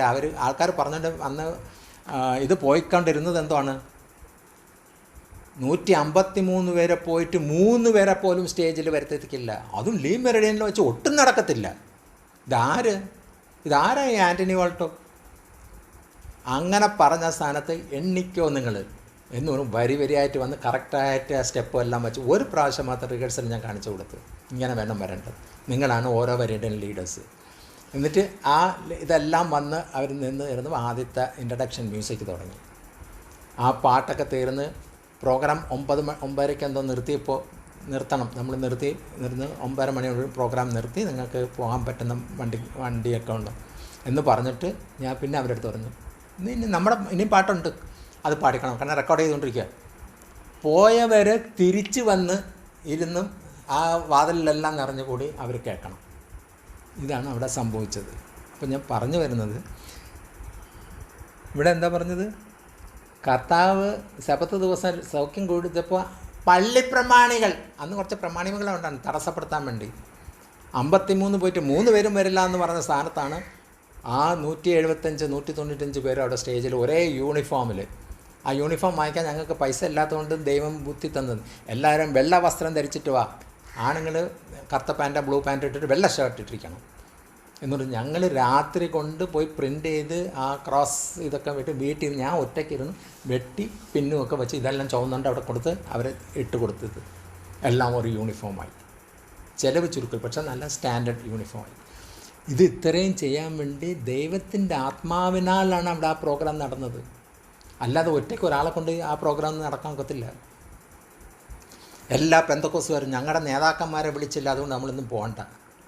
പിറ്റേന്ന് പത്രത്തിൽ ആ പ്രോഗ്രാമത്തിൻ്റെ ഫോട്ടോ സഹിതം വാർത്ത വന്ന് തീരുന്നപ്പോൾ അതിനേക്കാളും വലിയൊരു പ്രോഗ്രാം ജനം എല്ലാ പെന്തക്കോസുകാരും കൂടെ നടത്തിയിട്ട് ചെയ്തു തീരുന്നപ്പോൾ അതിൻ്റെ വാർത്ത വന്നത് എന്താണ്, പരിസരം മുഴിക്കുകയും മലിനീകരണം കൊണ്ട് ആ അയൽവാസിക്ക് നിൽക്കാൻ പറ്റുന്നില്ല. ഇതാണ് അവസ്ഥ. അപ്പോൾ ഞാൻ പറഞ്ഞു വരുന്നത്, ആത്മാവിനാലാണ് പ്രവർത്തിക്കുന്നതെങ്കിൽ ആ ദൈവത്തിൻ്റെ പ്രവൃത്തി അവിടെ നടക്കും. അത് കണക്ക് തന്നെ നമ്മൾ പ്രാർത്ഥിക്കാൻ വേണ്ടി വന്നിരിക്കുമ്പോൾ ആ ആത്മാവിനാൽ ഇന്ന് നടക്കണം, എനിക്ക് വിടുതൽ നടക്കണം, എനിക്ക് സൗഖ്യം നടക്കണം, എനിക്ക് അതിനുള്ള മറുപടി കിട്ടണം എന്ന അവസ്ഥ ആവശ്യബോധത്തോടുകൂടി നിങ്ങൾ ഇരിക്കുകയാണെങ്കിൽ ഉറപ്പായിട്ട് അത് നടക്കുമെന്നാണ് ദൈവത്തിൻ്റെ ആത്മാവ് പറയുന്നത്. കൂനിയായ 18 വർഷം കൊണ്ട് ലോക മനുഷ്യർക്ക് ചെയ്യാൻ പറ്റാത്തത് ആ സഹോദരിക്ക് ആ തോന്നിയത് കൊണ്ട് തന്നെയാണ് വന്നത്. 12 വർഷമായ ആ രക്തസ്രാവള സ്ത്രീയും ആ തോന്നൽ വന്നതുകൊണ്ട്, ആ വിശ്വാസം വന്നതുകൊണ്ട് അവിടെയും സൗഖ്യം നടക്കുന്നത്. ഒരു ഓഫീസർ ആ രോഗിയെ കൊണ്ടുവന്ന് തീർന്ന് മരിച്ചു പോയി എന്നൊക്കെ പറഞ്ഞ് തീർന്നപ്പം കർത്താവ് പറഞ്ഞു, നീ പോയിക്കോ, അവിടെ കുഴപ്പമൊന്നുമില്ല. ലാസർ മരിച്ചു തീരുന്നപ്പോൾ 4 ദിവസമായി എന്ന് പറഞ്ഞപ്പോൾ ഇല്ല, അത് ദൈവത്തിൻ്റെ മഹത്വത്തിന് വേണ്ടിയാണ് നടത്താൻ പോകണമെന്ന് പറഞ്ഞിട്ട് നമുക്ക് പോകാം. ഇതൊക്കെ ചെയ്ത അതേ ദൈവത്തിൻ്റെ അടുത്തല്ലേ നമ്മൾ പ്രാർത്ഥിക്കാൻ വന്നിരിക്കുന്നത്. നിങ്ങൾ എൻ്റെ അടുത്ത് പ്രാർത്ഥിക്കാൻ വന്നിരിക്കുന്നത് അല്ല, നിങ്ങൾ ആ ദൈവത്തിനെയാണ് പ്രാർത്ഥിക്കാൻ വരുന്നത്. ഞാൻ നിങ്ങളുടെ അടുത്ത് ഈ വചനം സംസാരിച്ചുകൊണ്ടിരിക്കുമ്പോൾ ഞാൻ ഉള്ളുകൊണ്ട്, കർത്താവെ നീ പറഞ്ഞു തരണം, എനിക്കറിഞ്ഞോടാ, നീ പറഞ്ഞു തരുന്നതാണ് ഞാൻ സംസാരിച്ചു കൊണ്ടിരിക്കുന്നത്. അതിൽ വിടുതൽ നടക്കണം. ആ വിടുതൽ നടക്കാൻ വേണ്ടി നിങ്ങൾ ഏറ്റെടുക്കാൻ തയ്യാറായിരിക്കണം. നിങ്ങൾ ഞാനെല്ലാം തികഞ്ഞെന്നുള്ള ഭാവത്തിലിരിക്കുകയാണെങ്കിൽ ഒരിക്കലും നടക്കത്തില്ല. മറ്റേ പിശാചിൻ്റെ കെട്ട് മുറുക്കി അയാൾ ഒരു കെട്ട് ഇന്നത്തെ യോഗം കഴിഞ്ഞിട്ട് നിങ്ങൾ ആ അവസ്ഥയാണെങ്കിൽ ഒന്നുകൂടെ കെട്ടിത്തരും. അപ്പോൾ അതാണ് നമ്മൾ കർത്താവിൻ്റെ വചനം കേട്ടിട്ട് അതൊരു പൊരുൾ കേട്ടിട്ട് അത് തിരുത്താൻ നമ്മൾ തയ്യാറല്ലെങ്കിൽ നിങ്ങൾ കെട്ട് മുറുകിയാണ് വരുന്നത്. Hallelujah. When he said this, all his opponents were human. അവരെല്ലാം നാണിച്ചു പോയി. സിമ്പിൾ ഈ കാര്യം പറഞ്ഞപ്പോൾ തന്നെ അവരെല്ലാം നാണിച്ചു പോയി. But the people were delighted. പക്ഷേ ആർക്കാ സന്തോഷം വന്നത്? പുരുഷാരത്തിന് സന്തോഷം വന്നു. മറ്റേ പ്രമാണിമാരെല്ലാം നാണിച്ചു പോയി. പുരുഷാരമോ സന്തോഷം. Delighted with all the wonderful things he was doing. എല്ലാ അത്ഭുതകരമായ കാര്യങ്ങൾ പ്രവർത്തിക്കുന്ന ആ ദൈവത്തിനെ കണ്ടിട്ട് അവർ സന്തോഷിച്ചു. അതാണ് പ്രമാണി ചമയാൻ വേണ്ടി ഇരിക്കുകയാണെങ്കിൽ അവരൊക്കെ നാണിച്ചു പോകും. പക്ഷെ ആഗ്രഹത്തോടെ വന്ന് പ്രാപിക്കണമെന്ന് പറഞ്ഞിരിക്കുന്നവരെല്ലാം കാണുകയും ചെയ്യും, അത് പ്രാപിക്കുകയും ചെയ്യും. അതാണ് ദൈവത്തിൻ്റെ ആത്മാവ് ഇന്നത്തെ ദിവസം നമ്മുടെ അടുത്തും പറയുന്നത്, പ്രമാണിയാവരുത്. ഈ സൗഖ്യം നടക്കണം, വിടുതൽ നടക്കണം, ആത്മാവ് പ്രാപിക്കണം എന്നുള്ള ചിന്തയിലാണ് നിങ്ങൾ വന്നിരിക്കുന്നത്. ഞായറാഴ്ച എന്ന് പറഞ്ഞ് ഇന്നലെ കഴിഞ്ഞ ഞായറാഴ്ചത്തേക്കാളും നല്ലൊരു ഞായറാഴ്ച ഇന്ന് പ്രാപിക്കാനുള്ള ദിവസമാണ് എന്ന ആത്മാർത്ഥതയോടെ നിങ്ങൾ ഇരിക്കുകയാണെങ്കിൽ അത് പ്രാപിക്കുമെന്നാണ്. ഞാൻ ഓരോ ദിവസം വന്നുകൊണ്ടിരിക്കാൻ നേരത്ത്, ഞാൻ പ്രാർത്ഥിക്കാൻ നേരത്ത് എപ്പോഴും ഞാൻ പറയാറില്ല, കഴിഞ്ഞ പ്രാവശ്യത്തേക്കാളും ഒരു സ്റ്റെപ്പ് കൂടിയ ശുശ്രൂഷ എന്നിൽ വെളിപ്പെടുത്തി തരണേന്ന്. എനിക്ക് സന്തോഷമില്ല, എനിക്ക് സ്തുതിക്കാൻ അവസരം തരണം. അതോടുകൂടി ഇപ്പോൾ എൻ്റെ കൂടെ കേൾക്കുന്നവർക്കും സ്തുതിക്കാൻ അവസരം ഒരുക്കണം. അത് എൻ്റെ പ്രാർത്ഥനയാണ്. നിങ്ങൾക്ക് തയ്യാറല്ല, നിങ്ങളെടുക്കാൻ പറ്റുന്നില്ല എന്ന് പറഞ്ഞാൽ അത് എൻ്റെ ജോലിയല്ല. ഇങ്ങനൊരു അവസരം ഒരുക്കിയതിന് ഞാൻ ദൈവത്തിന് സ്തുതിച്ചുകൊണ്ട് നമുക്ക്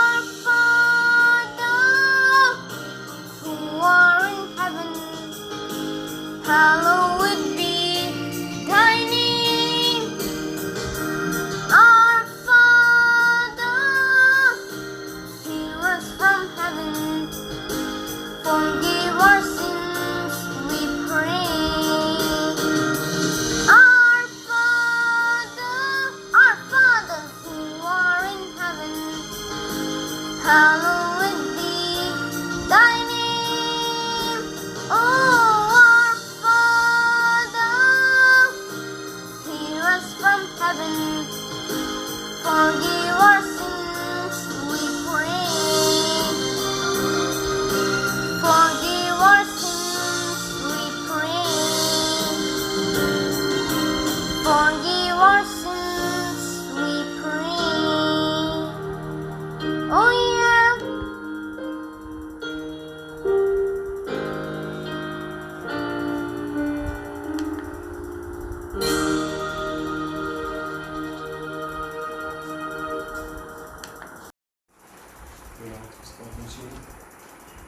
യോഹന്നാന്റെ സുവിശേഷം 5-ാം അധ്യായം 12 മുതൽ 15 വരെ. അവർ അവനോട് കിടക്കെടുത്ത് നടക്ക എന്ന് നിന്നോട് പറഞ്ഞ മനുഷ്യൻ ആർ എന്ന് ചോദിച്ചു. എന്നാൽ അവിടെ പുരുഷാരമുണ്ടായിരിക്കാൻ യേശു മാറി കളഞ്ഞതുകൊണ്ട് അവൻ ആരെന്ന് സൗഖ്യം പ്രാപിച്ചവൻ അറിഞ്ഞില്ല. അനന്തരം യേശു അവനെ ദേവാലയത്തിൽ വെച്ച് കണ്ട് അവനോട്, നോക്കൂ, നിനക്ക് സൗഖ്യമായല്ലോ, അധികം തിന്മയായത് വഹിക്കാതിരിക്കാനെങ്കിൽ പാപം ചെയ്യരുതെന്ന് പറഞ്ഞു. ആ മനുഷ്യൻ പോയി തന്നെ സൗഖ്യമാക്കിയത് യേശു എന്ന് യഹൂദന്മാരോട് അറിയിച്ചു. അവർ അവനോട് കിടക്കെടുത്ത് നടക്കാ എന്ന് നിന്നോട് പറഞ്ഞ മനുഷ്യൻ ആരെന്ന് ചോദിച്ചു. നമുക്കറിയാം ഈ ഭാഗം.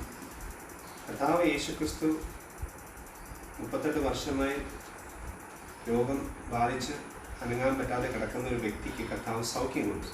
എന്നാൽ സൗഖ്യം പ്രാപിച്ച വ്യക്തിക്ക് അറിയത്തില്ല ആരാണ് അവൻ്റെ ജീവിതത്തിൽ സൗഖ്യം കൊടുത്തത്. ശത്രുക്കളുടെ വായിൽ നിന്നൊരു ചോദ്യം വരെയാണ് അവർ അവനോട് കിടക്കെടുത്ത് നടക്കാൻ നിന്നോട് പറഞ്ഞ മനുഷ്യൻ ആരെന്ന് ചോദിച്ചു. അവനോട് മനസ്സിലാക്കേണ്ടത്, കഴിഞ്ഞ 38 വർഷമായി താൻ രോഗമായിട്ടിരുന്നിട്ടും തനിക്ക് ഇത്രയും വലിയൊരു സൗഖ്യം അല്ലെങ്കിൽ തനിക്ക് പറ്റാത്തൊരു സംഭവം ദൈവം ചെയ്തു. അവിടെ കുളം കലക്കുമ്പോൾ, ദൂതന്മാർ കലക്കുമ്പോൾ, ദൂതൻ വന്ന് ആദ്യം കലക്കുന്ന ആരിറങ്ങുന്നു അവന് സൗഖ്യം കിട്ടും. എന്നാൽ അവനത് സാധിക്കുന്നില്ലായിരുന്നു. എന്നാൽ യേശു അവൻ്റെ അടുക്കൽ വന്ന് ചോദിച്ചു, നിനക്ക് സൗഖ്യമാകാൻ താല്പര്യമുണ്ടോ എന്ന് ചോദിച്ചപ്പോൾ അവൻ ഒരു എക്സ്ക്യൂസ് പറഞ്ഞു.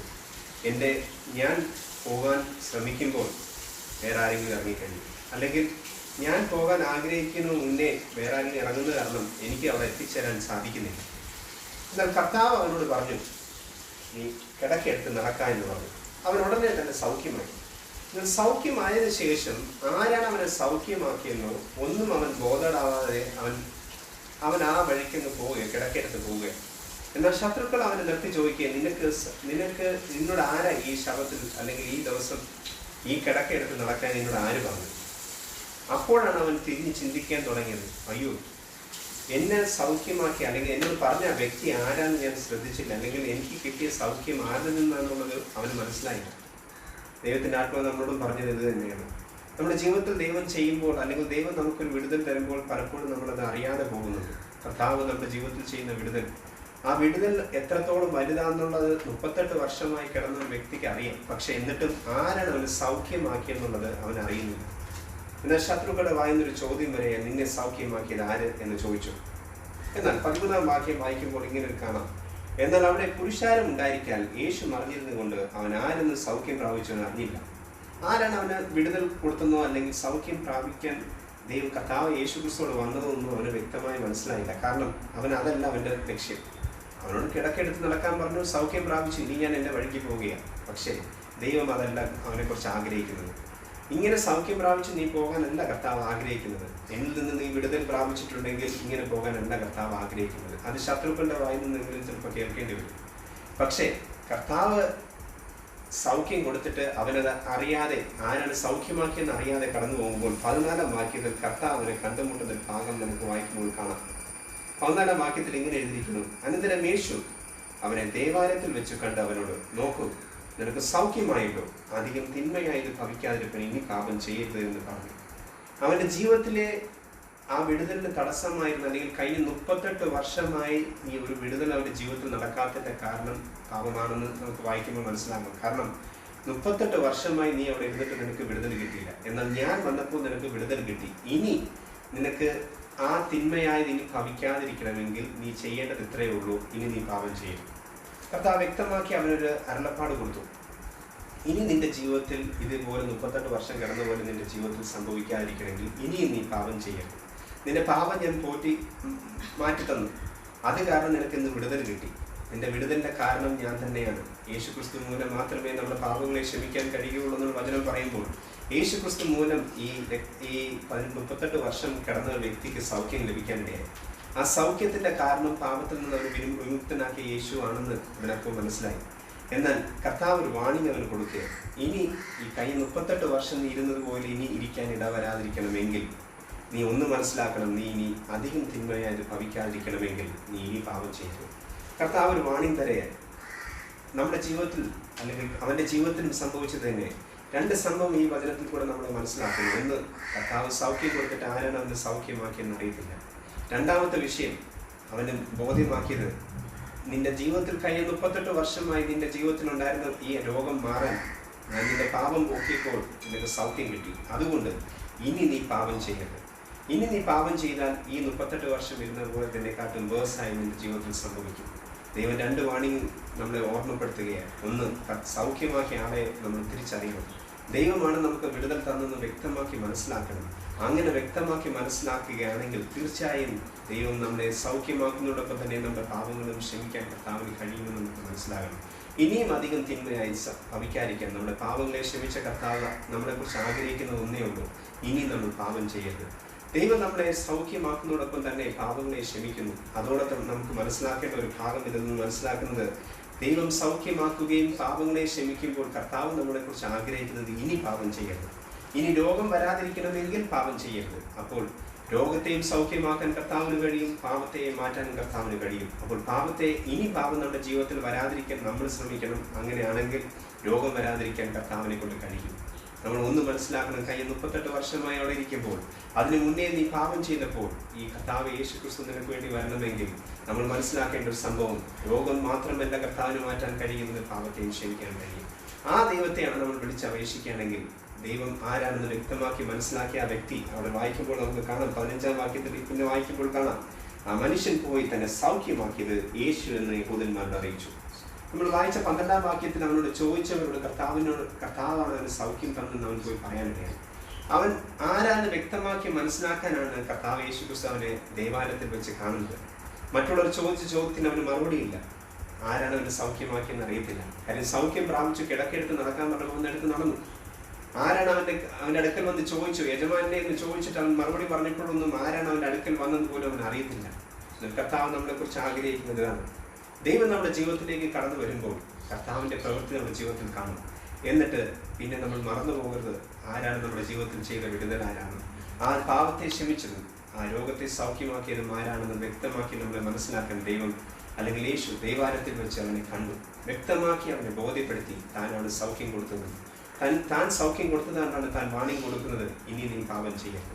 ഇനി പാപം ചെയ്യാതിരിക്കാൻ വേണ്ടി കർത്താവ് വാണിംഗ് കൊടുക്കുമ്പോൾ നമ്മൾ മനസ്സിലാക്കേണ്ട ഒരു സംഭവം ഇതിൽ നിന്ന് മനസ്സിലാക്കേണ്ടത്, ദൈവം നമ്മുടെ ജീവിതത്തിൽ ചെയ്യുന്ന അനുഗ്രഹങ്ങൾ അല്ലെങ്കിൽ വിടുതൽ കിട്ടിയതിന് ശേഷം ആ കിടക്കെടുത്ത് നമ്മുടെ വഴിക്ക് പോകാനല്ല ദൈവം നമ്മളെക്കുറിച്ച് ആഗ്രഹിക്കുന്നത്.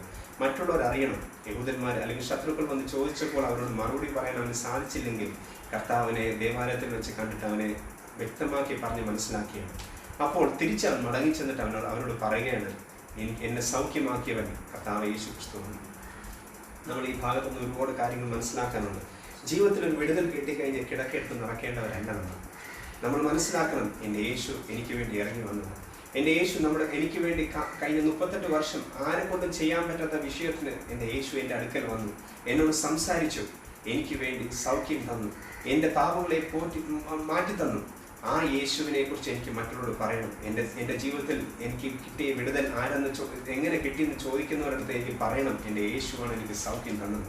എന്നാൽ കിടക്കെടുത്ത് നടന്ന് ഞാൻ അങ്ങനെ പോയി കഴിഞ്ഞാൽ മറ്റുള്ളവർ അറിയുന്നില്ല എൻ്റെ ജീവിതത്തിൽ നടന്ന ഈ അത്ഭുതങ്ങളും അടയാളങ്ങളും എൻ്റെ യേശു ക്രിസ്തുവിൽ കൂടെ മാത്രമാണ് സംഭവിച്ചെന്നുള്ളത് മറ്റുള്ളവർ അറിയണമെങ്കിൽ യേശു ദേവാലയത്തിൽ വെച്ച് കണ്ടിട്ട് അവനെ വ്യക്തമാക്കി അവനെ മനസ്സിലാക്കി അവനാരാണ്. അങ്ങനെ മനസ്സിലാക്കിയപ്പോൾ അവൻ ഇനി അങ്ങനെ ഒളിഞ്ഞിരിക്കാനോ അല്ലെങ്കിൽ മറിഞ്ഞിരിക്കുവാനോ മിണ്ടാതിരിക്കേണ്ടവനല്ല എന്ന് മനസ്സിലാക്കിയപ്പോൾ അവനോട് ചോദിച്ചവരോട് അവൻ തിരിച്ചു തന്നെ പറയുക, എന്നെ കിടക്കെടുത്ത് നടക്കാൻ അല്ലെങ്കിൽ എനിക്ക് സൗഖ്യമാക്കിയവൻ എൻ്റെ യേശുവാണെന്ന് പറയാനിടയായി. നമ്മുടെ ജീവിതത്തിൽ എപ്പോഴും തിരിഞ്ഞു നോക്കേണ്ടതാണ്. കർത്താവ് നമ്മുടെ ജീവിതത്തിൽ ചെയ്യുന്ന അത്ഭുതങ്ങളും അടയാളങ്ങളും സൗഖ്യങ്ങളും പാപങ്ങളെ ക്ഷമിക്കാൻ കർത്താവിന് മാത്രമേ കഴിയുള്ളൂ എന്ന് മനസ്സിലാക്കി കഴിഞ്ഞാൽ നമ്മൾ മിണ്ടാതിരിക്കേണ്ടവരല്ല.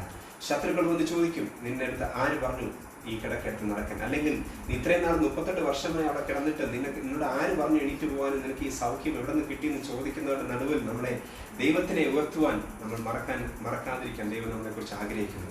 നമ്മുടെ ജീവിതത്തിൽ വിടുതൽ തരുമ്പോൾ, അനുഗ്രഹം തരുമ്പോൾ നമ്മൾ കിടക്കെടുത്ത് വീട്ടിലേക്ക് കടന്നു പോകുന്നൊരു കണക്കാകാതെ മറ്റുള്ളവരുടെ എൻ്റെ കർത്താവിനെ കുറിച്ച് പറയുവാൻ, എൻ്റെ യേശുവാണ് എനിക്ക് സൗഖ്യമാക്കിയെന്ന് മറ്റുള്ളവർ അറിയണമെങ്കിൽ നമ്മളെ ആ വ്യക്തമാക്കി രുചിച്ചറിഞ്ഞ എൻ്റെ കർത്താവിനെ മറ്റുള്ളവരിലേക്ക് നമ്മൾ മനസ്സിലാക്കി കൊടുക്കണം. എൻ്റെ ദൈവമാണ്, എൻ്റെ യേശുവാണ് എൻ്റെ ജീവിതത്തിൽ ചെയ്ത പ്രവൃത്തി. എന്നെ തിരിഞ്ഞു നോക്കാതിരുന്നപ്പോൾ, ആരും എന്നെ പൊക്കിയെടുത്ത് ആ കുളത്തിലേക്ക് കൊണ്ടുപോകാൻ ശ്രമിക്കാതിരുന്നപ്പോൾ എൻ്റെ യേശു എൻ്റെ അടുക്കൽ കടന്നു വന്ന് എനിക്ക് വേണ്ടി വിടുതൽ തന്നു. ആ യേശുവിനെ ഉയർത്തിക്കാട്ടുവാൻ നമ്മൾ എപ്പോഴും മുതിരണം. നമ്മുടെ ജീവിതത്തിൽ അനുഗ്രഹങ്ങളും വിടുതലും കിട്ടുമ്പോൾ വെറുതെ കിടക്കെടുത്ത് നടന്നു പോകാൻ നമ്മൾ അങ്ങനെ ആകാതെ ദൈവം നമ്മളെക്കുറിച്ച് ആഗ്രഹിക്കുന്നത്, നമ്മുടെ ജീവിതത്തിൽ ഇനി വിടുതൽ തരുമ്പോൾ, നമ്മുടെ ജീവിതത്തിൽ ദൈവം ചെയ്യുന്ന പ്രവൃത്തികൾ കാണുമ്പോൾ നമ്മൾ ആരാണ് സൗഖ്യമാക്കിയെന്ന് അറിയാതെ കടന്നു പോകാൻ ദൈവം നമ്മളെക്കുറിച്ച് ആഗ്രഹിക്കുന്നില്ല. അങ്ങനെ ദൈവം ആഗ്രഹിക്കാതിരുന്നപ്പോൾ ആ വ്യക്തി പോയി പറയുകയാണ് 15-ാം വാക്യത്തിൽ, ആ മനുഷ്യൻ പോയി തന്നെ സൗഖ്യമാക്കിയത് യേശു എന്ന് യഹൂദന്മാരോട് അറിയിച്ചു. 16-ാം വാക്യം വായിക്കുമ്പോൾ ഇങ്ങനെ കാണാം, യേശു ശബ്ദത്തിൽ അത് ചെയ്യുകൊണ്ട് യഹൂദന്മാർ അവനെ ഉപദ്രവിച്ചു. കർത്താവിനെ കുറിച്ച് പറയുമ്പോൾ ചിലപ്പോൾ നമുക്ക് ഉപദ്രവങ്ങളുണ്ടാവാം. ദൈവത്തെക്കുറിച്ച് പറയുമ്പോൾ, അല്ലെങ്കിൽ ദൈവം നമ്മുടെ ജീവിതത്തിൽ ചെയ്യുന്ന പ്രവൃത്തികളെ കുറിച്ച് പറയുമ്പോൾ, അല്ലെങ്കിൽ കർത്താവിനെ സാക്ഷീകരിക്കുമ്പോൾ ഉപദ്രവം ഉണ്ടാവാം. പക്ഷേ ഉപദ്രവം ഭയന്നിട്ട് നമ്മൾ പറയാതിരിക്കാൻ ദൈവം നമ്മളെക്കുറിച്ച് ഒരിക്കലും ആഗ്രഹിക്കുന്നില്ല. അതുകൊണ്ടാണ് ദൈവാലയത്തിൽ വെച്ച് കർത്താവ് ആരാണ് അവന് സൗഖ്യമാക്കിയെന്ന് വ്യക്തമാക്കി മനസ്സിലാക്കി അവനത് പോയി പറഞ്ഞപ്പോൾ അവന് ഉപദ്രവം ഉണ്ടായി. ഉപദ്രവിച്ചാലും എൻ്റെ കർത്താവിനെ ഉയർത്തുവാൻ നമ്മൾ മറക്കരുത്. നമ്മുടെ ജീവിതത്തിൽ ദൈവം ചെയ്യുന്ന പ്രവൃത്തികൾ നമ്മുടെ ഉപദ്രവം ഉണ്ടാവും ആയിരിക്കാം. നമ്മുടെ ജീവിതത്തിൽ ആ കിടക്കെടുത്ത് നടന്ന് ഇനി എനിക്ക് അനുഗ്രഹം കിട്ടിയല്ലോ എന്ന് പറഞ്ഞു പോകുമ്പോൾ അങ്ങനെയല്ല ദൈവം നമ്മളെക്കുറിച്ച് ആഗ്രഹിക്കുന്നത്. ആ യേശുവിനെ കുറിച്ച് മറ്റുള്ളവർ അറിയണം. യേശു എൻ്റെ പാപങ്ങളും മാറ്റി തന്നു, അതോടൊപ്പം എൻ്റെ രോഗത്തെയും സൗഖ്യമാക്കി. ഉപദ്രവം ഉണ്ടാകാം, എൻ്റെ കർത്താവിനെ കുറിച്ച് പറയുമ്പോൾ ഉപദ്രവം ഉണ്ടാവാം. കർത്താവ് സൗഖ്യമാക്കിയത് നമ്മൾ പറയാതിരുന്നാൽ കർത്താവ് ആ ദേവാലയത്തിൽ വെച്ച് കണ്ടതുപോലെ നീ ഇനിയും പാപം ചെയ്താൽ മുമ്പത്തേക്കാൾ അതിനെക്കാട്ടും വേഴ്സാവാൻ സാധിക്കും. അത് അങ്ങനെ വരാതിരിക്കണമെങ്കിൽ ഇനി പാപവും ചെയ്യാതെ നിന്നെ സൗഖ്യമാക്കിയ യേശുവിനെ കുറിച്ച് മറ്റുള്ളവരോട് പറയുവാൻ നമ്മളെ മുതിരണം. പക്ഷെ ഉപദ്രവം ഉണ്ടാവാം. പക്ഷേ കർത്താവിനെ കുറിച്ച് ഉയർത്തിക്കാട്ടുമ്പോൾ ദൈവം നിനക്ക് ചെയ്ത 38 വർഷമായി നീ അനുഭവിച്ച കഷ്ടതയും ആ ബുദ്ധിമുട്ടും ആരെക്കൊണ്ട് ചെയ്യാൻ പറ്റാത്തൊരു സംഭവം ദൈവം നിനക്ക് വേണ്ടി ചെയ്താൽ അത് നീ മറ്റുള്ളവർ പറയാൻ മറക്കരുത്. ദൈവം നമ്മളോട് അറിയിക്കുകയാണ്. അങ്ങനെ ചെയ്യുമ്പോൾ തന്നെ ഒരു കാര്യം കൂടെ മനസ്സിലാക്കണം, പാപത്തെയും കർത്താവ് നമുക്ക് ക്ഷമിച്ചു തന്നു. ആ യേശുവിനെ നമ്മൾ മറ്റുള്ളവർക്ക് ഉയർത്തിക്കാട്ടുവാൻ മറക്കാതെ ദൈവം നമ്മളെക്കുറിച്ച് ആഗ്രഹിക്കുന്ന പോലെ മുന്നോട്ട് യാത്ര ചെയ്യുമ്പോൾ ദൈവത്തെക്കുറിച്ച് ഉയർത്തിക്കാട്ടുവാനും പാപത്തെ ക്ഷമിക്കാനും ഇനിയും നമ്മൾ പാപം ചെയ്യാതെ ദൈവത്തിന് കൊള്ളാവുന്നതായി ദൈവം ആഗ്രഹിക്കുന്ന പോലെ ജീവിക്കുവാൻ, ദൈവം എന്താണോ നമ്മളെക്കുറിച്ച് ആഗ്രഹിക്കുന്നത് അത് നമ്മുടെ ജീവിതത്തിൽ നിവർത്തിക്കുവാൻ ദൈവത്തിൻ്റെ സന്നിധിയിൽ നമ്മളെ തന്നെ താഴ്ത്തി സമർപ്പിച്ച് നമ്മൾ മുന്നോട്ട് പോകാം. ദൈവം നമ്മെ ധാരാളമായി അനുഗ്രഹിക്കുമാറാകട്ടെ.